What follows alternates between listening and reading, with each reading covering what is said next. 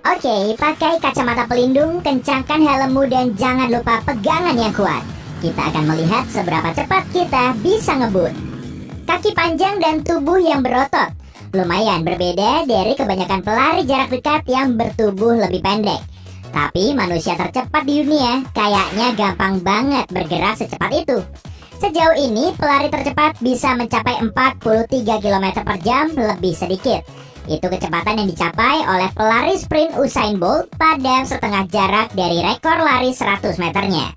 Manusia bahkan bisa lebih cepat lagi loh. Kecepatan tertinggi yang bisa kita capai mungkin tergantung seberapa cepat otot kita mampu bergerak. Otot kita seharusnya bisa mencapai kecepatan hingga 64 km per jam.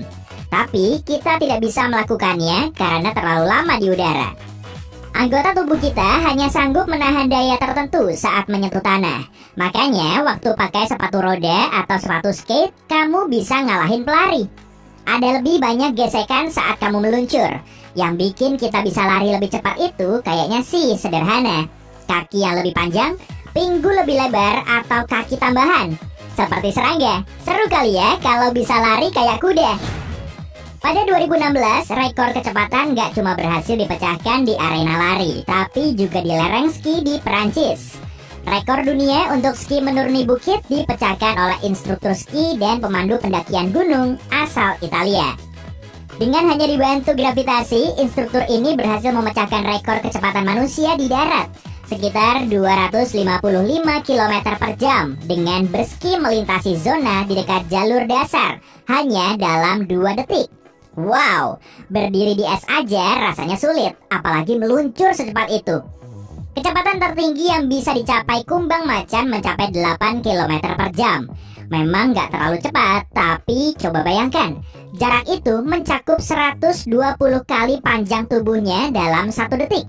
Sebagai perbandingan, Usain Bolt mencakup 6 kali panjang tubuhnya per detik. Untuk menandingi kumbang ini, Bolt harus lari dengan kecepatan 772 km per jam. Itu 2 kali kecepatan burung alap-alap kawah. Kumbang macan punya mata yang tajam, tapi saat berlari, semuanya akan terlihat buram. Artinya, si kumbang harus berhenti sesekali untuk melihat tujuannya.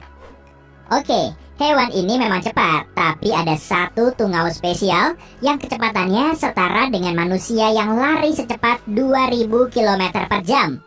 Pada kecepatan tertingginya, tungau seukuran biji wijen ini bisa menempuh jarak 322 kali panjang tubuhnya per detik.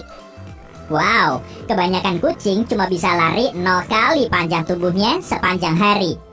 Meskipun kita tidak akan bergerak secepat itu dalam waktu dekat, kita punya trik buat ngakalin itu berkat otak kita yang cemerlang. Pakai teknologi pastinya. Kecepatan tertinggi yang pernah dicapai di darat adalah 1227 km per jam. Ini terjadi pada tahun 1997 di Nevada dalam Trust SSC. Ini kemajuan besar dari pemegang rekor pertama. Tahun 1898, seorang pria asal Prancis berhasil mencapai kecepatan yang lumayan menakjubkan, yakni 62 km per jam dengan mobil listriknya.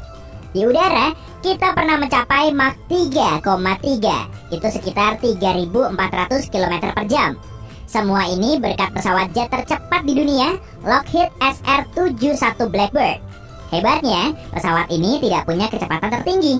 Yang membatasi kecepatannya hanyalah suhunya. Kalau bisa terbang secepat yang dia mau, pesawat ini bakalan meleleh di langit sana. Di air, rekor kecepatan cuma sedikit di atas 275 knot atau 510 km per jam lebih sedikit. Pesawat air bertenaga jet bernama Spirit of Australia berhasil menorehkan rekornya pada 1978. Oke juga nih kalau mau ke lokasi mancing favorit lebih cepat. Tahun 1896, hukum berkendara memang belum sebanyak sekarang. Tapi, Walter Arnold memutuskan untuk tetap melanggarnya. Dia menjadi manusia pertama yang kena tilang karena ngebut. Batas kecepatan saat itu cuma 3 km per jam.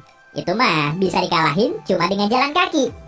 Tapi, itu masih terlalu lambat buat Arnold. Dia memutuskan untuk ngebut dengan kecepatan 13 km per jam. Akhirnya, dia ditangkap dan harus bayar denda 1 shilling. Lumayan mahal di zaman itu. Seorang pria bernama Felix dibawa ke ketinggian 39 km di perbatasan luar angkasa naik balon, yang kalau mengembang penuh, ukurannya setinggi patung Liberty. Tak punya pilihan lain selain melompat, dia akhirnya meraih rekor jatuh bebas tercepat yang pernah ada, yakni 1357 km per jam dalam pakaian khusus tentunya. Mendarat di permukaan tanah hanya dalam 9 menit. Dia pun menjadi orang pertama yang menembus kecepatan suara dengan jatuh bebas. Kecepatan tertinggi yang pernah ditempuh manusia adalah sekitar 40.000 km per jam. Kru Apollo 10 mencapainya pada tanggal 26 Mei 1969. Ini juga menjadi kecepatan tertinggi yang pernah dicapai kendaraan berawak. Apa kamu lagi pengen kebut-kebutan? Kabar baik, bumi berotasi dalam 24 jam. Kalau dihitung-hitung, itu artinya kamu dan bumi berputar dengan kecepatan sekitar 1.600 km per jam. Itu belum termasuk kecepatan kita bergerak di luar angkasa di atas batu raksasa ini. Kita meluncur secepat 30 km per detik. Itu setara dengan 108.000 km per jam menembus luar angkasa yang hampa udara. Matahari dan Bima Sakti bergerak dalam kecepatan rata-rata 720.000 km per jam. Meski terdengar sangat cepat, tapi masih akan makan waktu 230 juta tahun untuk mengelilingi seluruh galaksi Bima Sakti. Jadi, kamu mungkin bergerak jauh lebih cepat dari yang kamu kira, tapi untungnya itu nggak bikin kamu jadi bubur. Masalahnya tentu bukan kecepatan, tapi akselerasi. Perubahan kecepatan ditunjukkan dalam gaya gravitasi, yang berarti akselerasi objek relatif terhadap gravitasi bumi. Kamu mengalami tekanan 1G saat duduk di sofa. Sebagian besar kita mampu menahan antara 4 sampai 6G, seperti naik roller coaster. Sebagian pilot bisa menahan hingga 9G dalam 1 atau 2 detik. Tapi terpapar tekanan gravitasi terus-menerus merupakan masalah besar. Sebagian pilot mengenakan baju khusus gravitasi tinggi dan dilatih untuk melenturkan otot perut mereka agar darah tidak mengalir seluruhnya dari kepala ke kaki. Mereka masih bisa mengoperasikan pesawat dengan baik pada tekanan 9G. Saat ini, rekor gaya gravitasi sementara mencapai 82,6G. Pada 1958, Ellie Bleeding Jr. yang tengah naik kereta salju bertenaga roket terbalik, menginjak rem dan baru berhenti total setelah 10 detik. Ini adalah rangkaian pengujian perjalanan luar angkasa. Meski pingsan, dia cuma mengalami memar di punggungnya. Percobaan ini menjadi peragaan kekuatan tubuh manusia yang luar biasa terhadap dorongan akselerasi singkat. Lebih dari 100 tahun lalu, ilmuwan super eksis bernama Einstein menemukan gagasan yang disebut relativitas. Sebuah eksperimen menguji teori ini menggunakan 2 jam yang disetel pada waktu yang sama. Jam yang satu tetap di darat, sementara yang lainnya ikut naik pesawat komersial. Setelah pesawat kembali dari perjalanan keliling dunia, kedua jam ini dibandingkan. Jam yang berada di dalam pesawat berkecepatan tinggi sedikit lebih lambat dibandingkan jam satunya. Jadi, perjalanan waktu bisa terwujud kalau kamu bergerak lebih cepat dibanding objek lain. Tempat lain saat waktu terasa melambat adalah saat kamu mengantre di kasir supermarket. Tapi semua ini relatif kok. Tempat teraman untuk menguji kecepatan tinggi tentunya di luar angkasa, sebab di sana hampa udara. Tapi coba bayangkan kamu terbang ngebut di sana, benda apapun yang seukuran pasir akan terasa seperti proyektil berkecepatan tinggi. Namun, bahaya yang sebenarnya adalah atom hidrogen kecil yang mengambang. Jika membentur pesawat, atom ini dapat menghancurkannya sampai berkeping-keping. Seram! Pesawat luar angkasamu juga bisa memanas dengan sangat cepat. Kayaknya bahaya.